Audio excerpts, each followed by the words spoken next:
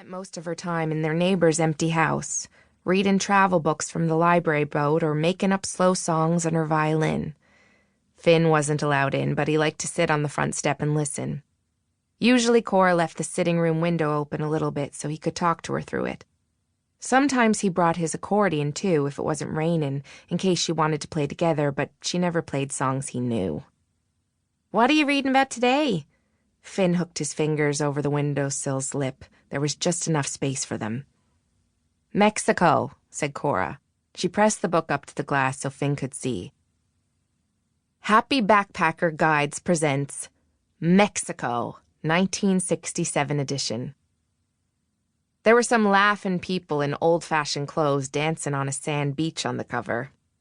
"They sometimes eat chocolate on chicken there," she said. "Wow," said Finn. "Yep," said Cora. "It's way better than here." "Is it?" "Yep." "I hate it here," said Cora. "You do?" "Yep." "Not everything, not all of it," said Finn. "You like the empty houses."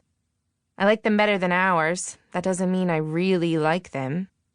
"You like rock jumping and copying pans and summer swimming and—" "I only like doing those things with people," said Cora, "with friends."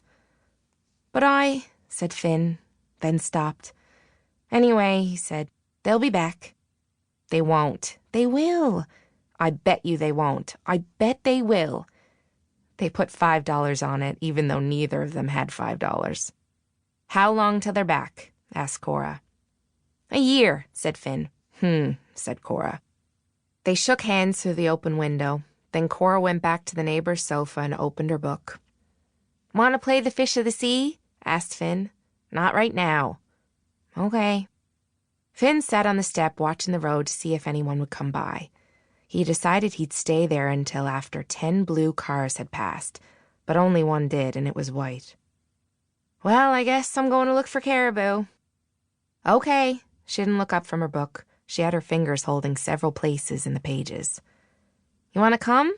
"No, thanks." Finn wore rubber boots so he could walk right through the bogs, but he still had to be careful not to get sucked down or stuck. There was a cairn about 2 miles out that he was aiming for. He had constructed it the last time he was there, carefully balanced on a raised plateau of red rock, and he wanted to see if it was still intact. The southern half of the island had trees, clumps of dark, skinny tamaracks and firs, but the northern half, where they lived, was too windy, so it was just rocks and lichen and bog and more rocks. If Finn stood up beside his cairn, he could see out for miles. Miles and miles of bumpy orange and gray, and sometimes caribou, too, in heavy brown clusters, or less often just one at a time. As long as he didn't get too close, they would pay him no attention, just carry on eating, or if it was autumn, calling, or most often, just standing. They could stand perfectly still for minutes and minutes, like cairns. Finn would watch them while picking and piling rocks, counting out their stillness in seconds under his breath. On his way back, he watched the ground for any early cranberries, anything to add to one more family dinner of just starting to get stale bread and soup. Cora joined him halfway, and they walked home together. "They'll be back," said Finn. "They won't." "They will." Their time was mostly their own now. The Canadian Maritimes distance community's homeschool work they had to do was easy. They'd do their week's worth on Sunday between lunch and supper, and then Finn and Cora were free to do what they wanted for the rest of the week, so long as they did some music practice and didn't drown. This meant that Cora would go to the neighbors, where she'd started to keep the blinds closed so Finn couldn't look in. "I'm making you a surprise," she said. "That's why." Even so, Finn stopped to check each time he passed, just in case she'd left them open that day.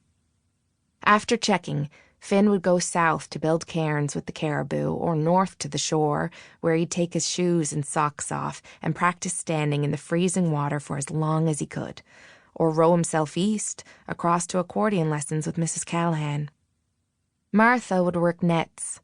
Nobody needed them for fish anymore, but sometimes she'd sell one as something to throw over garbage to keep it from blowing away on collection day. 2 weeks and 1 day before Aidan came home and Martha left again, it was Finn's 11th birthday.